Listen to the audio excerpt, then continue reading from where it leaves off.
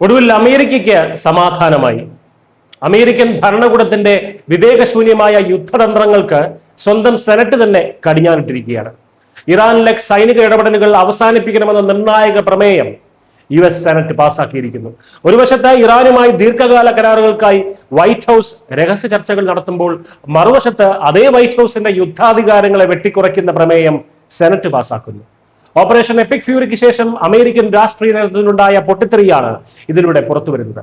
അങ്ങനെ ഇറാൻ കാത്തിരുന്നത് സംഭവിച്ചു. അമേരിക്കൻ യുദ്ധയന്ത്രത്തിന് സ്വന്തം നാട്ടിൽ നിന്നും വലിയൊരു തിരിച്ചടി നേരിട്ടിരിക്കുന്നു. 50-നെതിരെ 48 വോട്ടുകൾക്കാണ് സെനറ്റ് ഈ പ്രമേയം പാസാക്കിയത്. നേരത്തെ പ്രതിനിധി സഭയും ഈ പ്രമേയം പാസാക്കിയിരുന്നു.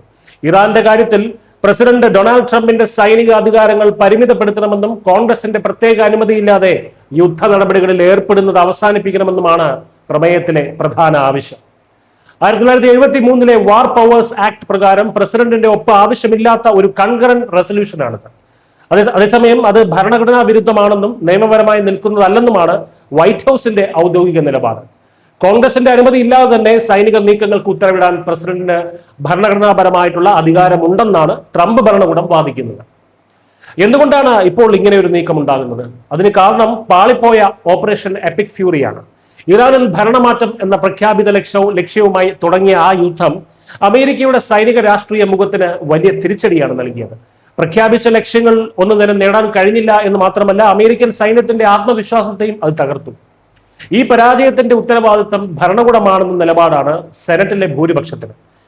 അമേരിക്ക വിഭജിക്കപ്പെട്ടതാണെന്നും അവർക്ക് ദീർഘകാല യുദ്ധത്തിന് കഴിയില്ലെന്നും ഇറാൻ ഭരണകൂടത്തിന് ഇതോടെ ഉറപ്പായി കഴിഞ്ഞു.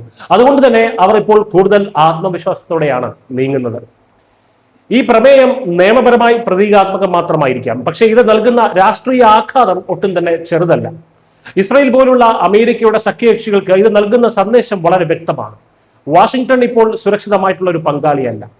അമേരിക്കൻ യുദ്ധ നയങ്ങളിലെ ഈ അനിശ്ചിതത്വം മേഖലയിൽ വലിയൊരു പവർ വാക്വം, അതായത് ഒരു അധികാര ശൂന്യത തന്നെ സൃഷ്ടിച്ചിരിക്കുകയാണ്. അത് ഇറാൻ മുതലെടുക്കുക തന്നെ ചെയ്യും. കോൺഗ്രസും പ്രസിഡന്റും തമ്മിലുള്ള ഈ അധികാര പോര് അമേരിക്കയെ കൂടുതൽ ദുർബലമാക്കുന്നു. സൈനിക വിജയങ്ങൾക്കപ്പുറം രാഷ്ട്രീയമായി അമേരിക്ക ഇപ്പോൾ വലിയൊരു പ്രതിസന്ധിയിലാണ്. വരും നാളുകളിൽ ഈ ആഭ്യന്തര ഭിന്നതയെ ഇറാൻ എങ്ങനെ ഉപയോഗപ്പെടുത്തുമെന്നാണ് കണ്ടറിയേണ്ടത്. Business desk Malayalam.